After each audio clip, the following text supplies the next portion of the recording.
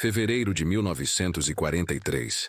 Nos desertos rachados da Tunísia, sob um sol que queimava como o próprio julgamento, uma patrulha alemã trouxe algo estranho do campo de batalha. Um tanque americano. Seu nome, pintado às pressas no casco, dizia War Daddy 2. Era um prêmio de guerra, mas também um insulto em aço. Para os homens do Reich, que acreditavam que suas máquinas eram as melhores já construídas, este Sherman capturado se tornaria o espelho mais perturbador que já haviam enfrentado. O que começou como uma inspeção de rotina, evoluiu para uma revelação lenta e humilhante. Que suas criações mais orgulhosas eram frágeis, onde as do inimigo eram fiéis. Quando o tanque foi conduzido por 350 quilômetros pelo deserto do norte da África, até o porto de Sfax, ele nunca vacilou. Sem superaquecimento, sem avarias, sem reclamações, os engenheiros alemães que o escoltavam começaram a sentir algo que nunca haviam conhecido antes. Uma dúvida crescente.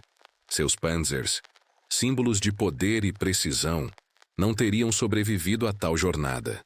A máquina americana simplesmente continuou funcionando, como se não soubesse como parar. Quando foi embarcada em um navio com destino à Alemanha, os homens não estavam apenas movendo um tanque. Eles estavam carregando para casa a primeira rachadura, na crença de sua nação, em sua própria perfeição. Em Berlim, o tanque seria dissecado pelas mentes mais afiadas do Reich. Engenheiros que cresceram venerando a precisão como uma religião. Eles abririam o Sherman esperando encontrar atalhos rudimentares, mecanismos primitivos, algo para zombar. Em vez disso, encontraram uma filosofia que os aterrorizava. Simplicidade que funcionava, design que perdoava, maquinário construído não para o orgulho, mas para a resistência. O que descobriram em Kummersdorf destruiria silenciosamente um século de certeza industrial alemã. Eles construíram obras-primas delicadas demais para a guerra. Os Waffen americanos construíram ferramentas que sobreviveram. E como os engenheiros alemães logo aprenderiam, na guerra moderna, confiabilidade não é uma virtude. É a diferença entre a vitória e a extinção. Fevereiro de 1943. No deserto ofuscante da Tunísia, a guerra já havia destruído as ilusões de invencibilidade. O exército alemão, antes temido como uma máquina imparável, agora se movia por um deserto de poeira, exaustão e dúvida. Seus motores tossiam, seus veículos gemiam sob o peso da areia e sua fé na superioridade mecânica começou a se desgastar, marcha por marcha. Então, como por pura ironia, um único tanque americano emergiu da fumaça, intacto, inquebrável, vivo.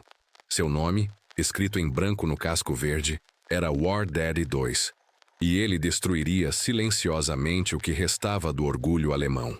Os homens do batalhão Panzer 501 estavam ao redor da máquina capturada como padres diante de um ídolo profano. O calor do deserto brilhava sobre suas curvas, sua pintura ainda marcada com a estrela branca desbotada do inimigo. Não deveria sobreviver. As máquinas americanas deveriam ser desajeitadas, superdimensionadas e fracas. Era o que lhes diziam seus oficiais. A propaganda, a crença inabalável na precisão alemã. No entanto, ali estava ele, empoeirado, mas desafiador, com o motor ainda quente. Um oficial tocou a blindagem e sentiu o zumbido da confiabilidade sob o aço. Não era o zumbido da perfeição, mas da resistência. No início, tentaram zombar dele. Brincaram sobre seu formato, sua simplicidade, sua falta de elegância. Mas a zombaria se transformou em silêncio quando tentaram ligá-lo. E ele ligou imediatamente, ronronando como um animal satisfeito. Os mesmos homens que amaldiçoaram a falta de confiabilidade de seus panzers assistiram, incrédulos, enquanto aquele tanque estrangeiro, construído por mãos que eles haviam descartado como rudimentares, avançava sem protestar. Eles o conduziram pelas dunas, através de um calor que faria seus próprios tanques vacilar. E mesmo assim ele não falhou, nem sequer hesitou. De Sidi Bouzid a Sfax, uma jornada de 350 quilômetros, O tanque cruzou o deserto como um peregrino da resistência. Os alemães que o acompanhavam começaram a sussurrar. Alguns disseram que foi sorte, outros, superstição. Mas aqueles que realmente entendiam de máquinas sentiam algo mais profundo. O horror silencioso de perceber que o inimigo havia construído algo que eles não conseguiam. Cada quilômetro era uma confissão. Cada curva impecável dos trilhos era um lembrete de que a engenharia alemã, por mais orgulhosa e precisa que fosse, nunca havia realmente dominado a confiabilidade. A jornada do tanque foi registrada em cadernos, fotografias e relatos sussurrados. Os oficiais notaram que o motor não superaqueceu nem uma vez. A transmissão funcionou suavemente. As transmissões finais, o ponto fraco de tantos projetos alemães, nunca falharam. E o consumo de combustível era constante, previsível, confiável. Os mecânicos alemães haviam aprendido a conviver com o som da falha. Embreagens quebradas, dentes de engrenagem rachados, radiadores fumegantes. Mas esta máquina americana se movia como se as leis do desgaste e do atrito simplesmente não se aplicassem a ela. Um sargento escreveu mais tarde em seu diário de bordo: os americanos constroem seus tanques como se esperassem que fossem maltratados. E mesmo assim eles sobrevivem. Nós construímos os nossos como se eles devessem ser venerados. E eles nos traem. Era mais do que uma observação. Era um presságio. Quando o War Daddy 2 chegou ao porto de Sfax, até os oficiais mais leais estavam quietos. O tanque havia percorrido uma distância que nenhum veículo alemão conseguiria percorrer sem reparos. Os mecânicos o inspecionaram novamente, esperando encontrar alguma falha oculta. Não encontraram nenhuma. Cada parafuso se mantinha firme. Cada componente funcionava como se fosse novo. Havia algo de insultuoso nisso. Essa ideia de que a confiabilidade poderia ser alcançada por meio da simplicidade, de que a produção em massa poderia produzir perfeição. Para engenheiros criados no evangelho da precisão, isso era uma blasfêmia. Ordens chegaram de Berlim. O tanque deveria ser enviado para a Alemanha imediatamente, intacto. Seria estudado, testado e dissecado no campo de provas de Kummersdorf, o coração sagrado da engenharia alemã. Os oficiais que o assistiram sendo carregado no cargueiro não comemoraram. Olharam para ele como se olhasse para um animal capturado, perigoso não por sua potência, mas pelo que revelava sobre si mesmos. Na longa viagem para o norte, os oficiais de escolta alemães discutiam em silêncio no refeitório. Um insistia que o sucesso do tanque americano era um acaso. Outro alegava que era produto da pura quantidade, que qualquer nação que construísse 10.000 tanques poderia comprar alguns bons. Mas o mais velho entre eles, um engenheiro da Baviera, não disse nada até o final da refeição. Quando ele finalmente falou, suas palavras silenciaram a mesa. Senhores, se os americanos conseguirem fabricar pelo menos um destes aos 1.000, então já perdemos. Quando o navio chegou ao porto de Nápoles e seguiu em direção à Alemanha, a notícia se espalhou pelo Ministério do Armamento. Um Sherman em funcionamento. Capturado, completo. Tornou-se uma lenda sussurrada antes mesmo de chegar a Kummersdorf. Alguns oficiais o descartaram como sem importância. Outros ficaram apavorados. Porque no fundo, por trás dos slogans e do complexo de superioridade, a máquina de guerra alemã começava a sentir sua própria mortalidade. O sonho Panzer, a ideia da invencível habilidade alemã, estava começando a enferrujar. O Sherman não era elegante, não intimidava, mas funcionava. E na guerra, a função é a vitória. À medida que circulavam relatos de seu desempenho impecável, os engenheiros alemães ficavam inquietos. Eles podiam superar o inimigo em armamento. Eles podiam superá-lo em inteligência. Mas conseguiriam sobreviver a ele? A questão pairava sobre cada teste, cada reunião, cada conversa sussurrada nos corredores de Kummersdorf. A mudança psicológica foi sutil, mas irreversível. Durante anos, a Alemanha se definiu pela maestria, a crença de que complexidade significava superioridade, de que precisão era uma espécie de verdade moral. Mas agora, Este tanque capturado do outro lado do oceano desafiava tudo o que acreditavam sobre engenharia, sobre indústria, sobre si mesmos. Se o tanque americano podia durar mais com menos, o que isso dizia sobre a genialidade alemã?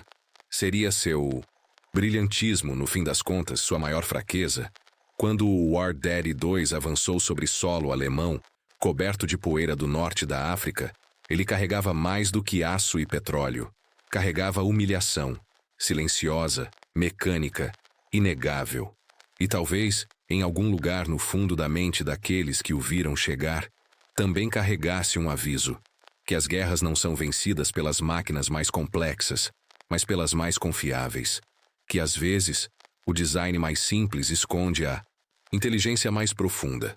Quando os engenheiros de Kummersdorf se prepararam para examiná-lo, ainda não sabiam que os próximos meses quebrariam algo muito mais frágil do que uma transmissão ou um eixo.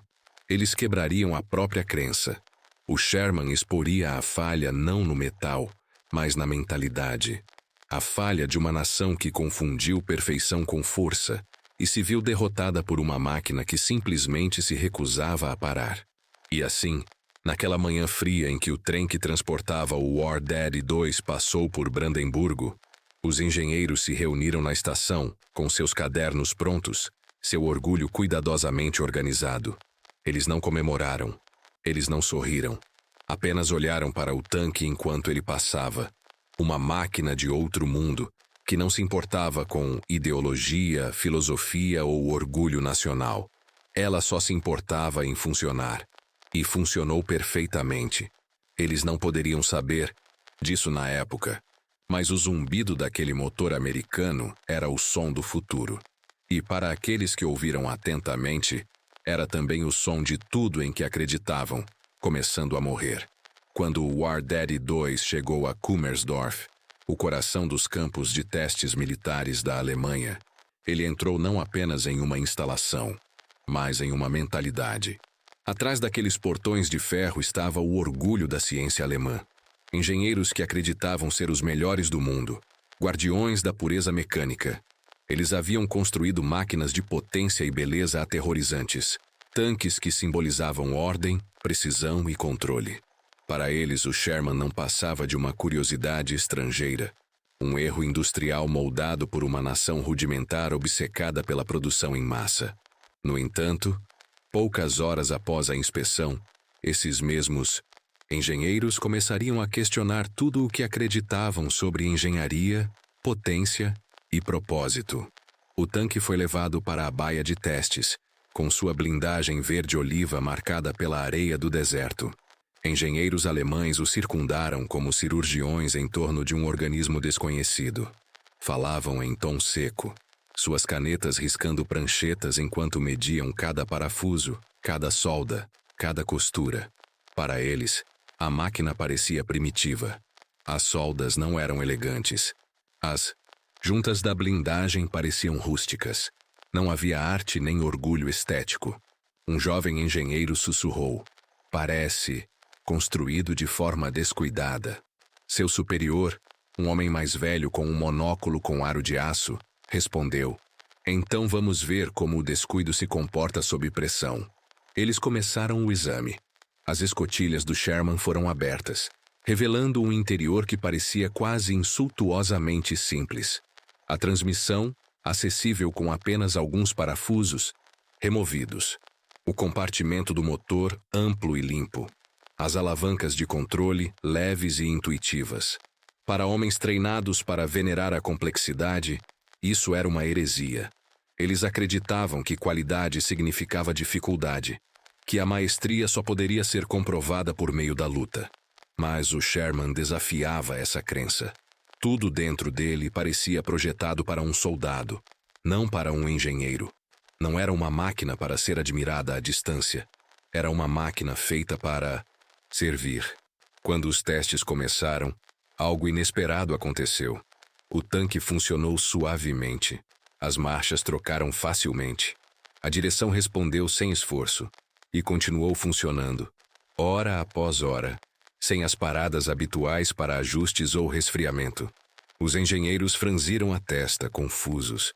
Estavam acostumados a reclamações mecânicas, os motores Maybach superaquecidos, as transmissões delicadas que estalavam sob estresse, os ajustes intermináveis que seus próprios tanques exigiam. Mas esta máquina estrangeira se recusou a reclamar. Simplesmente funcionou. Um observador do Ministério do Armamento escreveu em suas anotações: "Funciona como uma máquina de costura.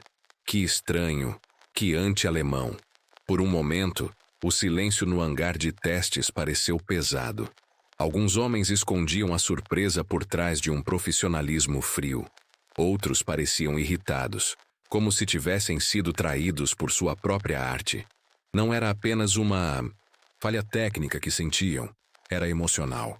O sucesso do Sherman sussurrava algo perigoso, que a obsessão alemã pela perfeição talvez não fosse força, mas fraqueza. Era como se um estudante orgulhoso de suas equações complexas de repente percebesse que o homem ao seu lado havia resolvido o mesmo problema com uma única linha. Um engenheiro, chamado Reinhardt, continuava observando os testes de transmissão. As engrenagens do Sherman usavam um padrão espinha de peixe, mais forte, mais suave, tolerante a pequenos erros de fabricação. Na Alemanha, essas engrenagens eram consideradas muito caras, muito difíceis de produzir em escala. No entanto, lá estavam elas, funcionando perfeitamente. Reinhardt escreveu mais tarde em seu caderno particular: "Não falhamos porque sabíamos menos. Falhamos porque construímos para nossa própria vaidade." Do lado de fora dos salões de testes, trabalhadores e soldados começaram a sussurrar histórias sobre o tanque americano. Diziam que ele podia rodar por dias sem parar, que seu motor nunca superaquecia e que era fácil o suficiente para um fazendeiro dirigir. Para pessoas que viviam em meio à escassez, à fome e ao caos dos bombardeios, essas histórias pareciam quase míticas. Os alemães comuns não conseguiam deixar de fazer comparações com suas vidas cotidianas. Os reparos intermináveis, a escassez de peças, a luta constante para manter tudo funcionando. O Sherman não era apenas um tanque. Era um símbolo de algo que funcionava. Em um país onde até os trens atrasavam por causa dos bombardeios e as fábricas quebravam constantemente, essa ideia tinha força. É estranho como as máquinas podem refletir o espírito das pessoas que as constroem. O Sherman refletia praticidade, trabalho em equipe e confiança no trabalhador comum. Os tanques alemães refletiam orgulho, brilhantismo individual e controle. A diferença não era apenas mecânica, era filosófica. Os americanos construíam para a sobrevivência. Os alemães construíam para a superioridade. Mas a guerra, como se viu, recompensou aqueles que conseguiram continuar avançando quando tudo o mais estava desmoronando. Uma noite, após um longo dia de testes, um engenheiro ficou até tarde no hangar. Sentou-se no paralama do Sherman, observando sua blindagem opaca sob a luz bruxuleante. Pensou nos jovens soldados congelando na Rússia, tentando consertar panteras soterradas pela neve, com os motores parados, as transmissões rachadas. Pensou em seu próprio irmão, que escrevera da frente oriental, dizendo que seus tanques passavam mais tempo sendo consertados do que lutando. E agora ali estava esta máquina americana, um tanque que parecia imune ao desespero. Sussurrou para si mesmo: "Se ao menos a nossa pudesse ser tão simples, tão viva." Havia ironia naquele momento. Um engenheiro alemão invejando a alma de uma máquina americana. Semanas se passaram. Os testes continuaram. O Sherman subiu colinas, cruzou obstáculos, suportou punições e ainda assim teve um bom desempenho. Os engenheiros começaram a discutir entre si. Alguns disseram que foi sorte, outros admitiram admiração. Alguns negaram completamente as evidências, refugiando-se na ideologia. "Nossos tanques são obras de arte", gritou um oficial superior durante uma reunião acalorada. Isso é um trator." Mas outro respondeu calmamente: "Sim, e tratores não param." A sala ficou em silêncio. Os relatórios foram para Berlim. Os resultados foram claros. O Sherman superou os veículos alemães em resistência e estabilidade. Seus sistemas eram mais simples de consertar, suas peças mais fáceis de substituir e sua operação acessível a qualquer soldado treinado. Os engenheiros receberam ordens de continuar os testes, mas, em particular, muitos deles sabiam a verdade. Estavam estudando sua própria derrota. O contraste entre o design alemão e o americano começou a assombrar suas conversas. Os tanques alemães, com seus motores finamente ajustados e componentes intrincados, exigiam atenção constante, como um aristocrata exigindo servos. O Sherman, em contraste, era como um trabalhador leal, nem bonito, nem gracioso, mas sempre pronto. De uma forma estranha, ele personificava algo profundamente democrático: força pela simplicidade, sucesso pela cooperação. Se você já consertou algo em casa, um carro, uma bicicleta, um computador, você entende esse sentimento. A ferramenta que funciona facilmente, que perdoa seus erros, parece uma aliada. Aquela que exige perfeição, o pune por ser humano. Os alemães construíram seus tanques para engenheiros. Os americanos construíram os seus para homens. E essa verdade simples ecoou a cada quilômetro que o Sherman percorreu sem quebrar. Os engenheiros de Kummersdorf começaram a sentir o peso emocional de sua descoberta. Eles não estavam apenas testando um tanque. Eles estavam testando os limites de sua própria filosofia nacional. Poderia algo construído para o homem comum realmente superar as obras-primas de suas mentes mais brilhantes? Poderia uma nação que valorizava a simplicidade e a produção em massa derrotar uma que venerava a precisão e o controle? Cada teste bem-sucedido do Sherman parecia uma resposta que eles não queriam ouvir. Um relatório, escrito por um engenheiro sênior, terminava com uma frase que nunca seria publicada em registros oficiais. A força do inimigo não são suas máquinas, mas sua crença de que todos têm o direito de fabricá-las. Foi uma admissão silenciosa de que a guerra que a Alemanha estava travando não estava perdida apenas no campo de batalha, mas também na fábrica, na mente e no coração. Se você já se perguntou por que a história se lembra de algumas máquinas e se esquece de outras, é porque as máquinas carregam um significado que vai além do seu metal. O Sherman carregava a ideia de que confiabilidade não é um luxo, é uma promessa. Uma promessa de que, quando as coisas quebram, você pode consertá-las. Quando a estrada termina, você pode continuar. Quando a vida se torna um caos, você ainda pode depender de algo para seguir em frente. E essa promessa, na guerra ou na paz, é mais poderosa que a perfeição. Enquanto os engenheiros arrumavam suas coisas para o dia, não conseguiam escapar do som do motor do Sherman, ainda em marcha lenta, suave à distância. Era calmo, constante, quase reconfortante, uma batida de coração em aço. Eles sabiam que em algum lugar naquele ritmo estava o futuro da guerra e, talvez, o futuro do mundo. Antes de prosseguir para o próximo capítulo desta história, reserve um momento para refletir sobre o significado dessa constatação. Os homens de Bissentus e Kummersdorf não testaram apenas uma máquina.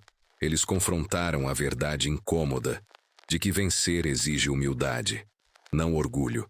E essa lição, embora nascida na guerra, pertence a todos nós. Então, se você quiser continuar explorando essas verdades esquecidas, esses ecos da história que ainda moldam o nosso mundo, clique no botão vermelho em algum lugar no canto da sua tela. Assine agora e junte-se a nós, enquanto continuamos descobrindo como a derrota pode ensinar o que a vitória jamais pôde. Junho de 1943. O campo de provas de Kummersdorf fervilhava de movimento e tensão. O ar cheirava a óleo e terra encharcada de chuva, o zumbido dos motores ecoando como um trovão distante. Soldados, oficiais e engenheiros se reuniram perto da pista para o que havia sido anunciado como uma grande demonstração da superioridade blindada alemã. Entre as máquinas montadas estava o novo Panther, elegante e mortal, uma obra-prima da engenharia destinada a restaurar o orgulho. Ao lado dele, pairava o enorme caça-tanques Ferdinand, um símbolo de poder imparável. E ao lado deles, menor e mais humilde, estava o Sherman americano capturado, o mesmo War Daddy 2 que havia atravessado o deserto sem quebrar. Ninguém sabia que antes do fim do dia, aquela máquina estrangeira feriria o orgulho da Alemanha mais profundamente do que qualquer bomba ou bala jamais conseguiria. O teste começou sob um céu nublado. Motores rugiam, esteiras cravavam lama, e o cheiro de escapamento enchia o ar. O Panther se movia primeiro, gracioso, mas tenso, com seu motor Maybach de 700 cavalos de potência se esforçando a cada troca de marcha. O Sherman o seguia, com seu motor ronronando de forma constante, quase silenciosa, subindo a mesma ladeira sem alarde ou hesitação. A multidão murmurava. Então veio o Ferdinand, uma fera de aço que pesava 65 toneladas. Arrancou forte, depois hesitou e então parou. O vapor sibilou. Seu enorme volume ficou congelado na metade da encosta, enquanto os oficiais trocavam olhares inquietos. Entre eles estava Albert Speer, ministro de armamentos do Reich, um homem encarregado de manter vivos os sonhos de domínio tecnológico de Hitler. Ele observou em silêncio enquanto as equipes de resgate lutavam para religar o Ferdinand. O constrangimento era insuportável. O Sherman, a máquina estrangeira inferior, havia tido sucesso onde as criações mais orgulhosas da Alemanha haviam fracassado. Speer não disse nada, mas aqueles próximos a ele viram seu rosto endurecer. Um reconhecimento silencioso de que algo fundamental estava errado. Em suas anotações naquela noite, ele escreveria que os americanos haviam conquistado algo que a Alemanha jamais dominou de verdade: confiabilidade. Como o orgulho sobrevive quando a verdade se apresenta diante dele, inegável e mecânica. Os engenheiros que assistiram àquele teste se fizeram a mesma pergunta. Durante anos, acreditaram que complexidade era poder, que beleza na engenharia era sinônimo de superioridade. Mas agora, a simplicidade havia vencido. O Sherman não parecia nobre, não soava feroz. No entanto, quando testado, resistiu. Será que a guerra que a Alemanha travava não se resumia apenas ao campo de batalha, mas à própria definição do que significava progresso? As notícias daquele dia se espalharam rapidamente. Os jornais descreveram o evento cuidadosamente, disfarçando a verdade com propaganda. O Reich publicou um artigo elogiando o Sherman como um produto notável da indústria siderúrgica norte-americana. As palavras eram diplomáticas, quase elogiosas, mas por trás delas havia medo. Todos os engenheiros de Kummersdorf entendiam o que aquelas frases educadas realmente significavam. Os americanos haviam encontrado uma maneira de construir excelência sem obsessão. Dias depois, discussões irromperam dentro do Ministério de Armamentos. Alguns argumentaram que a demonstração havia sido injusta, que os tanques alemães eram muito novos e seus sistemas não totalmente refinados. Outros defenderam os resultados, alertando que negar a verdade só pioraria a situação. Um oficial superior se levantou e disse o que muitos eram orgulhosos demais para admitir. Senhores, estamos construindo monumentos. Os americanos estão construindo máquinas. O silêncio que se seguiu foi o som da compreensão. O tipo de compreensão que muda tudo, mas tarde demais. As semanas seguintes em Kummersdorf foram estranhas. Os engenheiros continuaram seus testes com o War Daddy 2, mas agora o clima era diferente. Não havia mais risos sobre o design simples do tanque, nem comentários sarcásticos sobre os brinquedos de fábrica americanos. Em vez disso, havia um fascínio silencioso e um crescente sentimento de inveja. Eles descobriram que as engrenagens da transmissão eram feitas com métodos que a Alemanha havia abandonado anos antes, por considerá-los rudimentares demais. O sistema de suspensão, tão pouco refinado à vista, lidava melhor com terrenos acidentados do que as sofisticadas barras de torção do Panther. Cada parafuso, cada solda parecia zombar de sua busca pela perfeição técnica. E a cada descoberta, mais um pedaço de sua confiança se erodia. Você já acreditou em algo tão profundamente que a própria realidade teve que quebrá-lo por você? Esse era o sentimento que se espalhava por Kummersdorf. Os engenheiros alemães haviam sido criados para acreditar que a dificuldade provava a genialidade. Mas o Sherman sussurrava uma verdade diferente. Que inteligência não é quanta complexidade você cria, mas quanta simplicidade você consegue sustentar. Era uma verdade pesada demais para muitos suportarem. O contraste entre crença e evidência começou a corroê-los.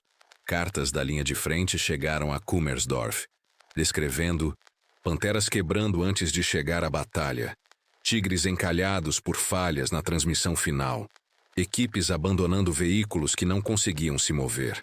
Os relatórios pareciam confissões de derrota disfarçadas de logística.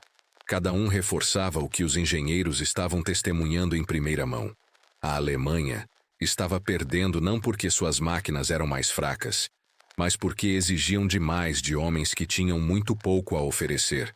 Certa noite, um jovem engenheiro, chamado Vogel, ficou até tarde no pátio de testes.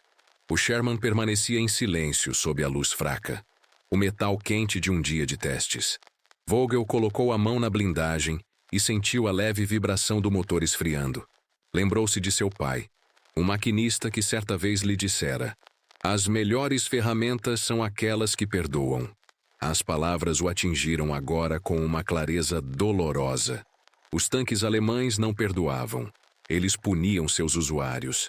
O Sherman, de alguma forma, parecia entender o caos da guerra e se adaptar a ele.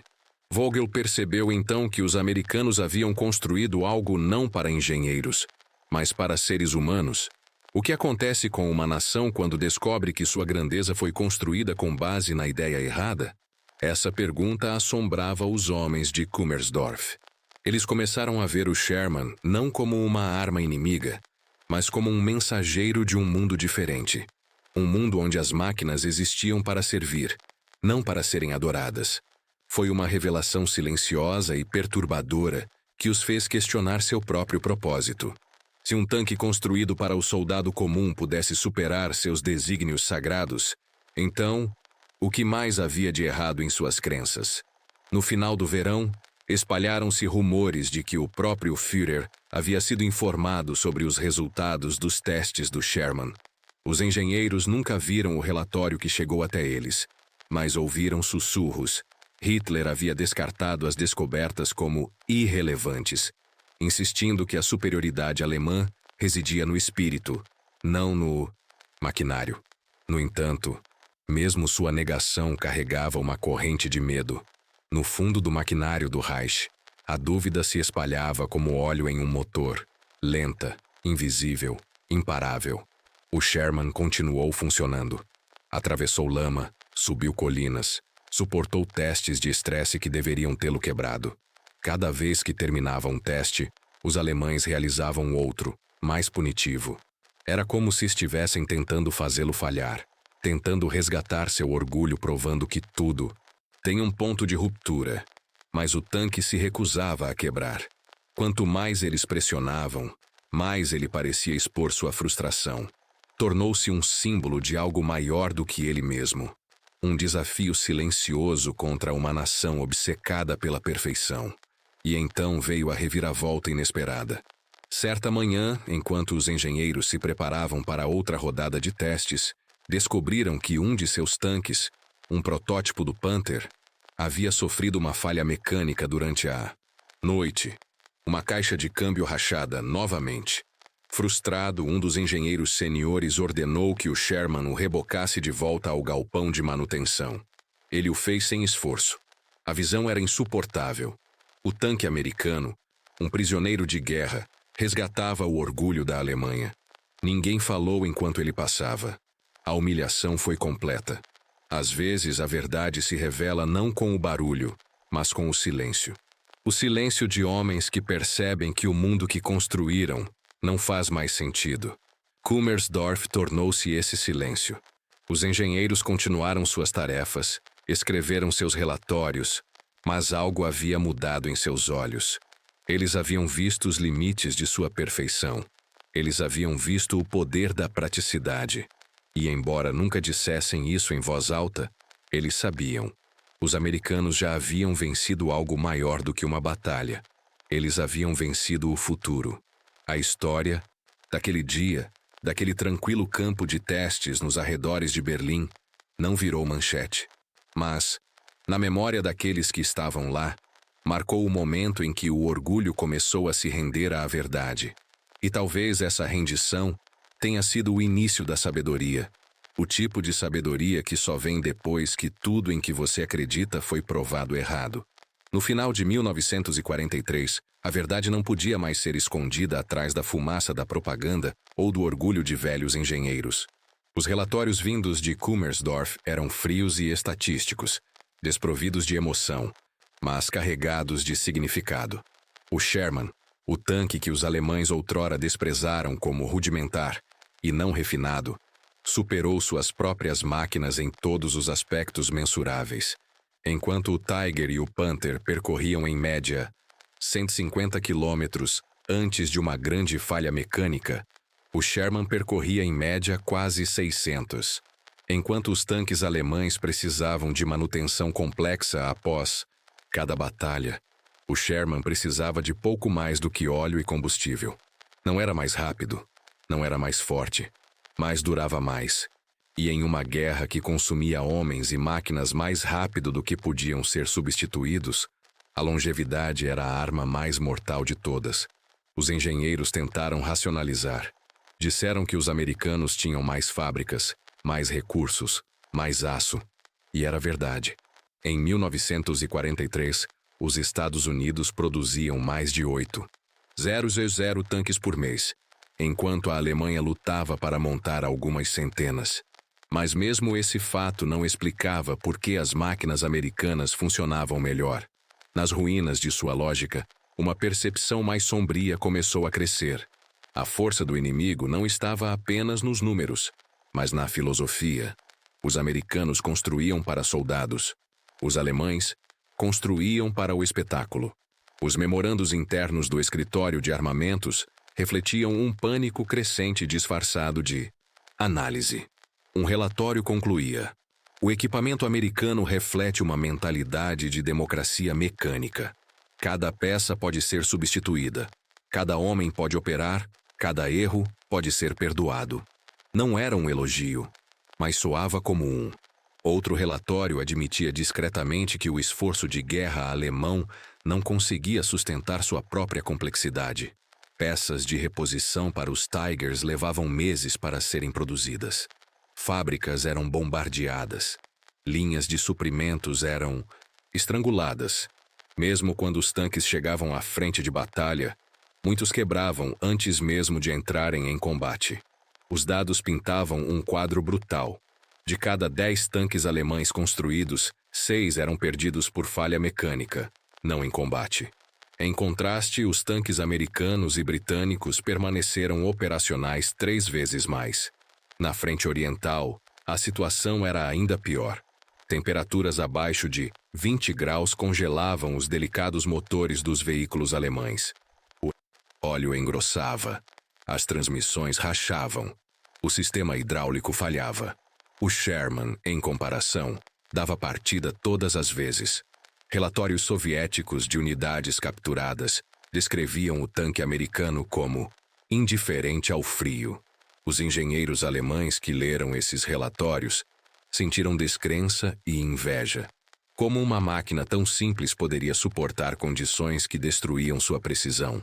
No início de 1944, a indústria do Reich estava entrando em colapso devido ao seu próprio perfeccionismo. O Panther, projetado como símbolo de superioridade mecânica, tornou-se um pesadelo de fabricar.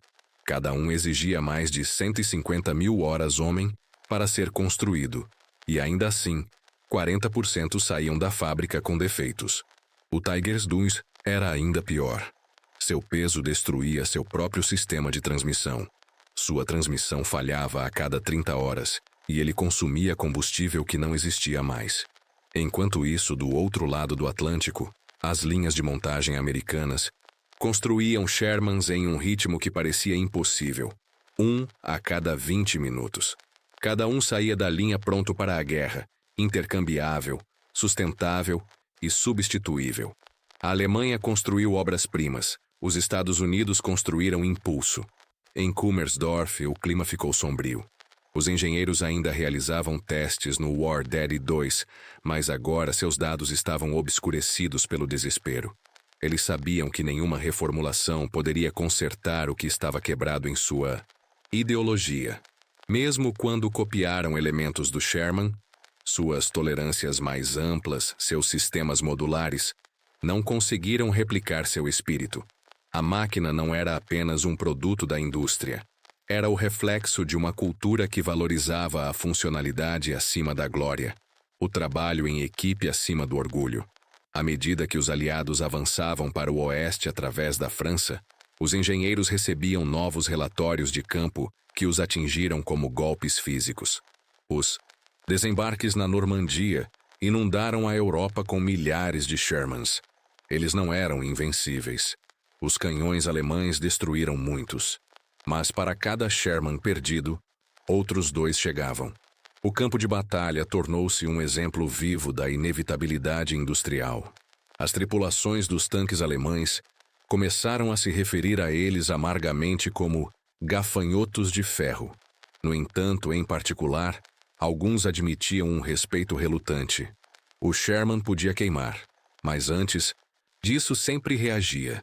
Quando os soldados alemães capturaram os Shermans destruídos, ficaram chocados com o que encontraram lá dentro. Conforto. Os assentos eram acolchoados. Os controles eram etiquetados. A ventilação funcionava. Um pequeno aquecedor foi instalado para evitar queimaduras por frio. Eram detalhes que pareciam triviais, até que os homens perceberam o quanto importavam. Uma tripulação que conseguia respirar, descansar e se mover com facilidade podia lutar por mais tempo. O Sherman não era apenas um tanque. Era uma máquina humana. Ao mesmo tempo, as tripulações americanas começaram a criar laços emocionais com seus veículos. Deram-lhes nomes, pintaram-nos, personalizaram-nos. Death Dealer, Thunderbolt, Doris. O Sherman tornou-se mais do que metal. Tornou-se identidade.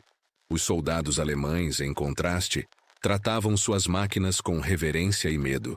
O Panther não era um companheiro. Era um fardo. O Tiger era uma arma, mas também uma gaiola. Quando algo quebrava, era necessária uma equipe de especialistas para consertá-lo.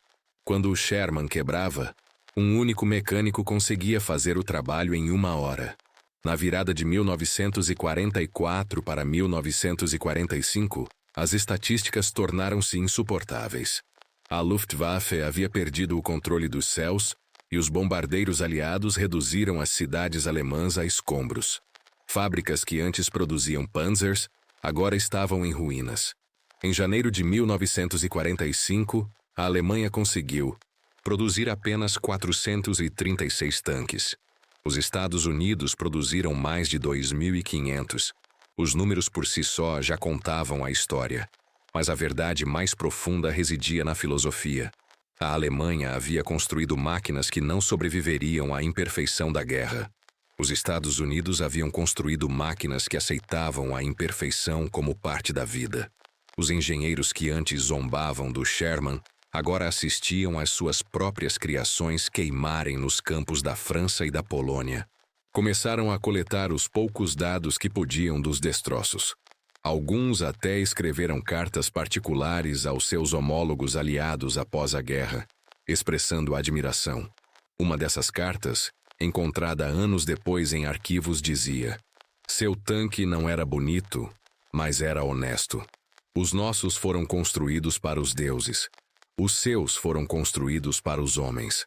O colapso do programa de tanques alemão refletiu o colapso do próprio Reich. Na primavera de 1945, enquanto as tropas soviéticas avançavam em direção a Berlim, Kummersdorf silenciou.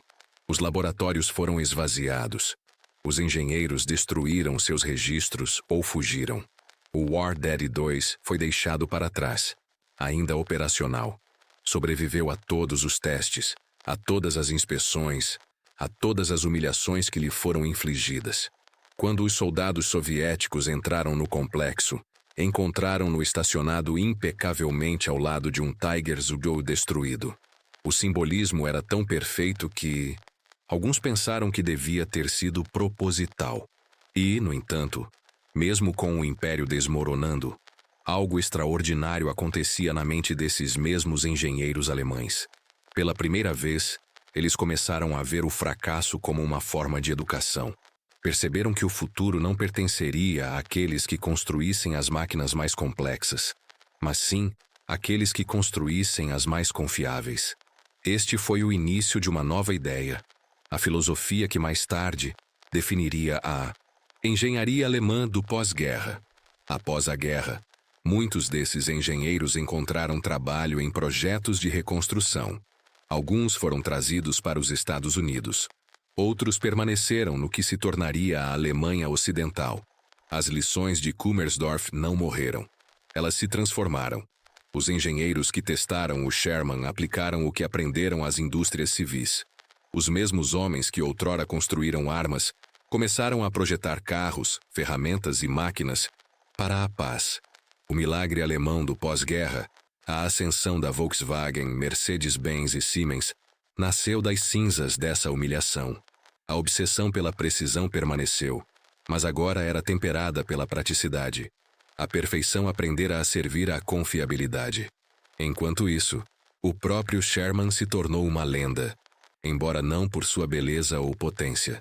Lutou em todos os teatros de guerra, do norte da África à Normandia, da Itália ao Pacífico.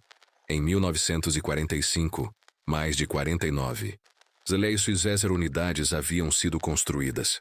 Não era o melhor tanque do mundo, mas era o ideal para a época. Sua maior força não era seu canhão ou blindagem, mas sua capacidade de estar presente, em qualquer lugar, o tempo todo. Ele personificava a resiliência industrial e moral, que, em última análise, esmagou as potências do eixo. Inesperadamente, a influência do Sherman se estendeu muito além da guerra. Nas décadas seguintes, tornou-se uma ferramenta para a reconstrução de nações. Muitos foram vendidos ou doados a países que estavam reconstruindo seus exércitos. Alguns foram convertidos para uso civil. Em Israel, os Shermans ainda eram usados e modificados até a década de 1960. A máquina que outrora simbolizou a derrota da Alemanha tornou-se uma professora para a nova ordem mundial que ajudou a criar. Quando os historiadores olham para trás, veem o Sherman não como um triunfo da tecnologia, mas como um triunfo da filosofia. Ele provou que a grandeza no design não vem apenas do brilhantismo, mas da compreensão dos limites humanos. Ensinou que o progresso não se mede pela precisão, mas pelo propósito. E de forma silenciosa e paradoxal, também salvou a engenharia alemã de si mesma. As lições aprendidas com sua derrota tornaram-se a base de um novo tipo de excelência, enraizada na humildade. Para aqueles que a viveram, a memória daquele Sherman capturado nunca se apagou. Para os engenheiros alemães, era um fantasma. Uma lembrança do dia em que seu orgulho foi desmantelado pedaço por pedaço. Para o mundo, era a prova de que, mesmo na guerra, a verdade emerge não do poder, mas da resistência. O War Daddy 2 pode ter sido apenas um tanque entre milhares, mas sua jornada, dos desertos da Tunísia ao coração da Alemanha, foi mais do que história. Foi uma história sobre o que acontece quando uma nação finalmente atinge os limites de sua própria perfeição e começa, dolorosamente, a aprender. Quando a guerra terminou em 1945, a Europa não era um continente de vencedores, era um continente de sobreviventes. As bandeiras que tremulavam sobre as ruínas não conseguiam esconder a verdade escrita nas cinzas. Cidades desapareceram, famílias foram apagadas, ideologias foram destruídas. E entre as ruínas da Alemanha, em lugares como Kummersdorf e Peenemünde, os homens que outrora construíram máquinas de guerra permaneceram em silêncio ao lado dos destroços de suas próprias convicções. Para eles, A derrota não era mais um evento político. Era um despertar moral. Eles haviam construído máquinas que personificavam a crença de sua nação na perfeição e no controle. E no final, essas máquinas os traíram tão completamente quanto seus líderes. O tanque Sherman, que outrora fora prisioneiro de estudo em Kummersdorf, tornou-se um estranho símbolo desse despertar. Para aqueles que o testaram, era mais do que um artefato inimigo. Era um espelho. Refletia o que eles se recusavam a ver. Que uma máquina podia ser forte por ser simples, que o sucesso não vinha da maestria, mas da humildade. Os alemães construíram para a glória, os americanos para a resistência. E a história escolheu a resistência. Nos meses que se seguiram à rendição, muitos dos engenheiros sobreviventes foram levados para trabalhar para os aliados. Alguns foram para os Estados Unidos, outros para a União Soviética, e alguns permaneceram nas ruínas do que se tornaria a Alemanha Ocidental. Levaram consigo não apenas seu conhecimento, mas também sua vergonha. E algo novo: a semente da compreensão.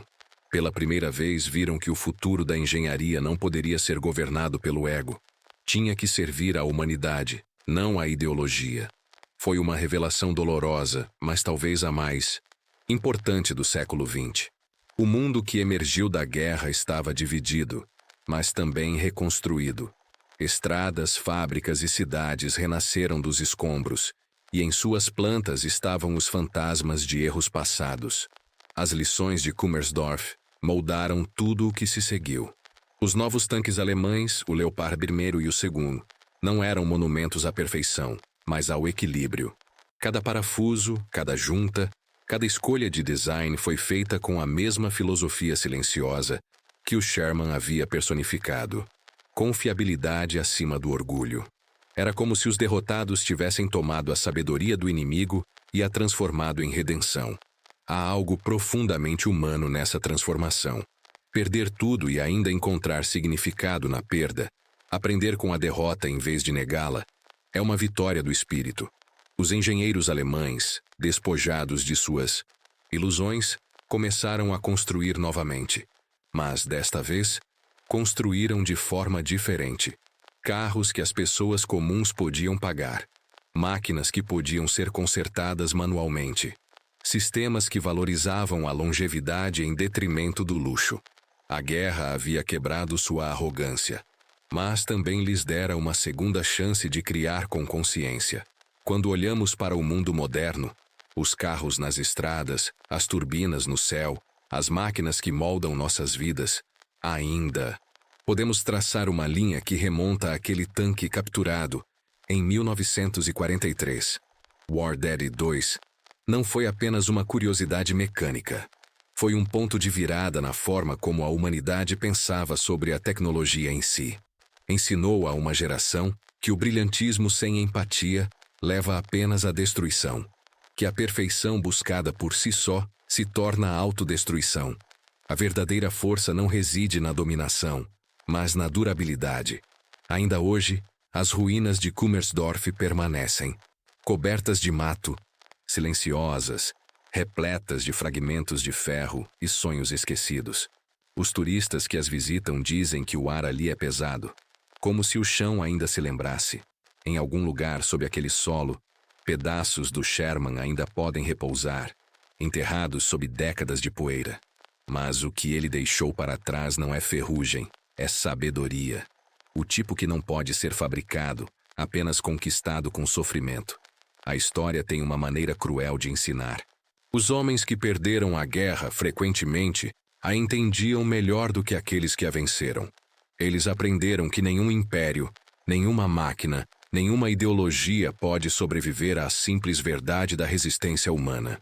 A mesma verdade que fez um tanque produzido em massa atravessar desertos, escalar colinas e continuar se movendo quando todo o resto desmoronou. Essa verdade sobreviveu a todos eles.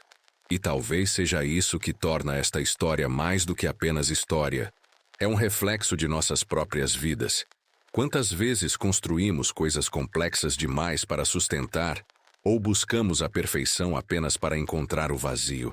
Quantas vezes confundimos controle com força e orgulho com propósito? A história do Sherman e dos engenheiros que o estudaram não é apenas sobre guerra, é sobre nós. É sobre a necessidade humana de compreender, adaptar-se e reerguer-se após o fracasso. O fim da Segunda Guerra Mundial não foi o fim do conflito, mas, para muitos que a viveram, foi o início da compreensão. Os derrotados aprenderam algo que os vencedores frequentemente esquecem, que o fracasso pode purificar, que pode desfazer ilusões até que apenas a verdade permaneça. Essa verdade foi dolorosa, mas construiu o mundo moderno com mais honestidade do que a vitória jamais poderia. Portanto, quando nos lembramos dessas histórias, de máquinas, de homens, de causas perdidas, devemos nos lembrar delas não como contos de vergonha, mas como lições de renovação. Os engenheiros alemães em Kummersdorf não encontraram redenção na vitória, mas na aceitação. Eles descobriram que o conhecimento não é propriedade das nações, mas da própria humanidade, que mesmo na perda, há um caminho a seguir. Se você acompanhou esta história até agora, reserve um momento para refletir sobre ela. Pense em como os erros do passado continuam a moldar as máquinas, os sistemas e as filosofias do presente. Pense no que realmente significa aprender com a história. Não glorificá-la, mas crescer com ela. Porque em cada fracasso, pessoal ou nacional, há a chance de reconstruir algo melhor. E se esta história te fez pensar, se te fez sentir algo ou questionar algo, então continue conosco. Inscreva-se no canal, clique no botão vermelho no canto e ajude a manter estas histórias vivas. Curta este vídeo para que mais pessoas possam encontrá-lo. E compartilhe seus pensamentos, suas perguntas ou suas próprias experiências nos comentários abaixo. Você pode fazer isso anonimamente, se desejar. A história pertence a todos nós, e todas as vozes, inclusive a sua, merecem ser ouvidas. Vamos continuar aprendendo juntos, com as lições que moldaram o mundo.